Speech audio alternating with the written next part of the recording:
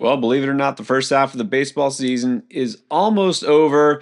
Got about a week left. And of course, I'm going to tell you to stay active and do what you need to do to bolster your team before the second half. And part of that is knowing when to cut some dead weight. Like, there's some players that just aren't helping you. They haven't been doing it the first half. They're not going to do it in the second half. You're going to have to make some hard decisions here.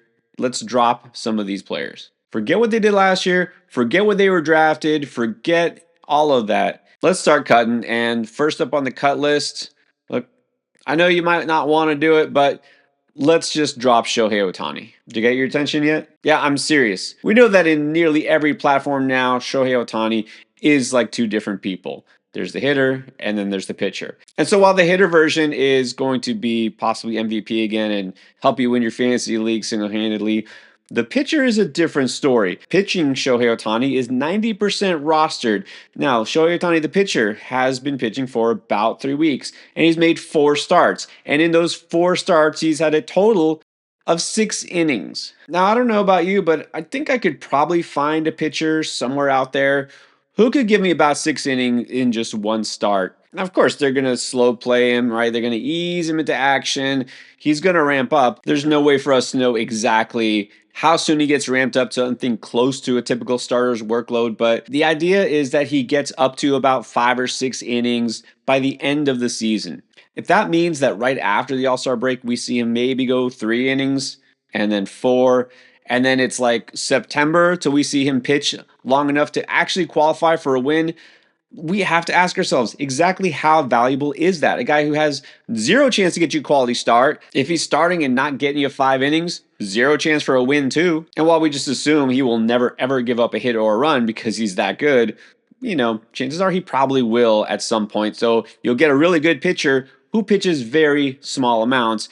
I'm going to just ask you, why not get a relief pitcher who does the same thing and is just going to be more reliable because he pitches every couple of days instead of once every 6 days? Honestly, look at a guy like Brian Abreu for Houston, Jason Adam for the Padres, a guy like Lucas Urseg even for the Royals. These guys at least have potential to get you saves. Relievers who aren't in the closer role right now, but could get that after the trade deadline. So in the past 2 weeks alone, while Shohei Ohtani was throwing 6 innings total, Brian Abreu threw 7 1/3 inning, and he struck out 16 batters. My point here is very obvious. We can't get attached to the name. We have to look at the stats. And while Shohei Ohtani, the pitcher, could actually be one of the best pitchers in the game, we won't see him go anything close to a full workload and not enough to really help you like a starter would in fantasy, maybe that all this season.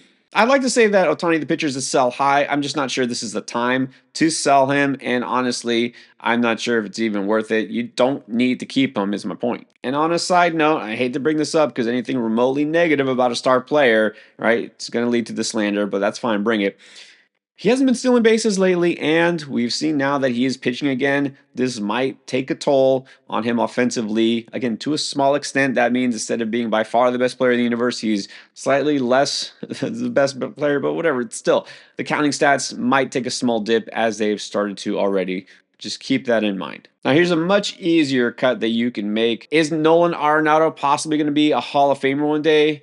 All right, we can debate that, but right now, is he helping you in fantasy? He's not. Cut him. You're going to hear a lot of talk about Arenado about whether he's going to get traded. The Cardinals should have moved him while they could have last offseason. He's got a no trade clause. He didn't want to go to Houston. Where does he want to go? That's not the question. Is who wants him and that contract for a player who's clearly declining? I mean, age, of course, catches up to everybody. Not being in Colorado, yeah, that has caught up to his stats offensively the last couple of years. But look, there's a 298 xWOBA on his stat line this year. That's horrible. And his WOBA overall has been on a steady decline. The exit velocity, not surprisingly, has also been declining. This is a player who just does not give you the power numbers anymore. And the batting average, it's just average at best. And this is the time to make that move. I know he's kind of hanging on to him because you're hoping for something better, hoping for a glimpse of the old Arenado. Well, now he's injured, and even though he hasn't hit the IL, first there was a finger issue, now a shoulder impingement, they're calling it. Who knows if there's something more serious? If you're hoping that maybe a trade to a contender maybe like kind of revives him, well, think about this. The best case scenario. I mean, the Dodgers have a clear opening there with Max Muncy hurt for several weeks. The Dodgers don't seem to want him, but even if he goes to the Dodgers, is he really playing every single day? Are they going to mix and match some people there? The Yankees, also obvious gap there at third base with injuries. They don't seem to want him either. My suggestion here, just like with the next player I'm about to mention, is detach yourself from the name, from the resume, from the past, and let's look ahead. I don't see Arenado helping you win this year, which leads me to JT Realmuto. Now, at the catcher position, used to be hard to find a catcher who could actually hit for average and get you decent power, but above all, what Realmuto did, which almost no catcher did, was to get you stolen bases. I don't need to remind you, if you've got Realmuto and you're considering whether you should hold him, he is not doing that anymore. So none of those things are the case. A total of 5 homers and 5 stolen bases on the entire season, and he's out there almost every day. It's kind of sad to see how far he has fallen, but looks as just objectively speaking here, Real Muto is not a good offensive player. According to Fangraphs, he's got a -4 offensive rating.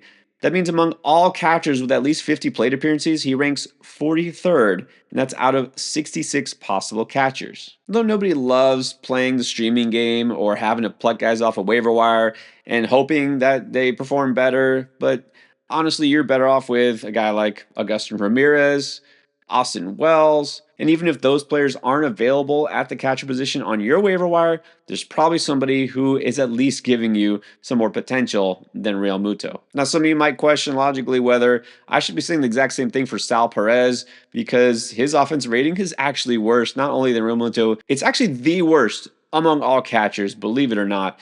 But the difference with Perez is, first of all, he's actually driving in runs. He's got 49 RBIs. That's a pretty healthy amount at the catcher position. And his expected batting average is a 276. There could be some positive regression coming. You know, Perez does tend to be a little bit streakier than guys like Real Muto. And so I feel like he could be due for a better second half, especially if the Royals overall actually wake up on offense. Maybe they make some trades and help their situation out. So I've got some optimism for Perez that I just don't have with Real Muto. And what about a young player, young slugger who was pretty good last year, like Mark Vientos? I know some of you had to make that hard decision and cut him already. If you haven't, you might as well not wait. Vientos kind of barely makes the threshold here for this video because he's just over half owned, at least in Yahoo leagues. But again, a lot of people have already made this move, and if you haven't, I know what you're waiting for. You're waiting for that week or two where it just goes on a binge, right? And he homers every other day. We saw this last year. This is a guy who is purely a slugger. We depend on those home runs for value. We're not getting them, but at the same time, you got to realize the homers he's not giving you, he's also not doing anything for your batting average, of course, for your RBIs, not getting any steals. So what is he giving you? Frustration. Just a 230 expected batting average here.